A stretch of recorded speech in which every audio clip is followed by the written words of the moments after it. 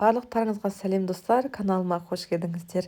Менің видеомды көрмес бұрын арнама тіркеліп, лайк, комментарий қалдырып кетсеңіздер, сіздердің қолдауларыңыз мен үшін өте маңызды.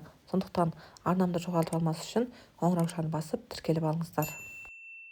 Мен бүгін сіздерге өте керемет, ерекше үй жағдайындағы чебурекидің рецептімен бөлісемін. Олай болса, жақсылап видеомды соңына дейін көріңіздер.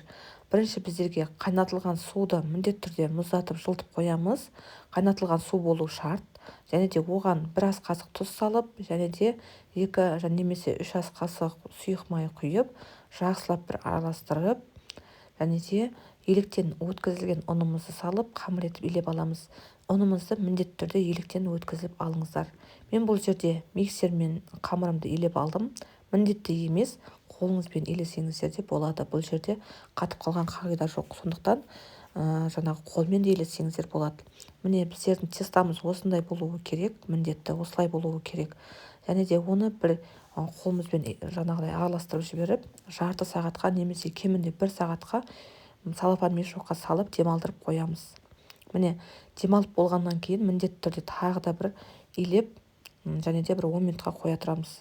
Міне көріп тұрғаныңыздай соңында осындай біздерде тестамыз әдемі болып жұмсақ болып шығады. Енді біздерге чебурекидің ішіне қосатын салмасына осындай жусай қажет болады. Және де пияз, укроп, көк пияздар қажет болады. Бұл жерде ең бастысы әркім қалауынша не қосса да жаңағыдай фаршпен жасасаңыздар да болады, ет, әркім әртүрлі, ішіне сыр қоссаңыздар да болады. Енді мен қамырымды демалдырып алдым. Көріп тұрғандарыңыздай өте керемет әдемі болып шықты. Сіздердікі де міндетті түрде осылай болуы керек. Енді қамырымды 2-ге бөліп алғаннан кейін бүкілін осы қолымызбен турап аламыз. Енді үстіне бір ас қасық тұзымызды саламыз, және де жарты ас қасық қара бұрышымызды саламыз, және де 2 немесе 3 ас қасық сұйық май қосып осылай етіп араластырып аламыз. Міндетті түрде жақсылап араластырып алыңыздар. Енді жаңағы қамырымызды 2-ге бөлгеннен кейін осындай бөлшектерге бөліп аламыз, және де жұқа етіп жайамыз. Міндетті түрде өте жұқа етіп жайып алыңыздар. Және де ішіне 3-4 шай қасық осы жаңағы жусайларымызды саламыз, салмасын, және де 2 шетін қатты етіп қолымыздың көмегімен жабыстырасыздар. Осылай міндетті түрде өте жұқа етіп жайыңыздар. Бұл жусай сіздерге де міндетті түрде ұнайды. Пісіріп көріңіздер, және де етке қарағанда көктем уақытында осындай көк шөптерді жесеңіздер, сіздердің организміңізге де өте пайдасы зор. Сондықтан көбінесе шөпті тамақты жесеңіздер болады. Міне көріп тұрғандарыңызда 2 шетін қатты етіп жармастырдым қолымның көмегімен, және де вилканың көмегімен де 2 шетін қатты етіп жармастырсаңыздар болады. Ең бастысы майға түскеннен кейін ашылып кетпеу керек. Міне қызып тұрған майымызда осылай екі жағын бірдей етіп қызартып қуырып аламыз. Міндетті түрде майымызды өте қатты қыздырып жүрмеңіздер, орташа отта қыздырып осылай пісіріп ала бересіздер.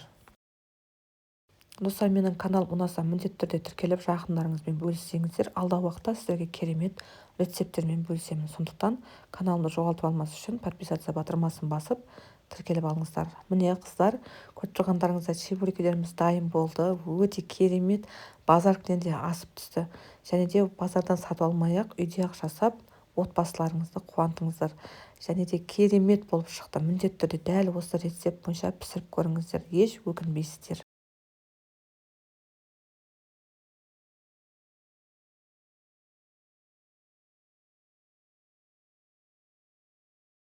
Менің видеомды қолдап соңына дейін көргендеріңіз үшін рахмет.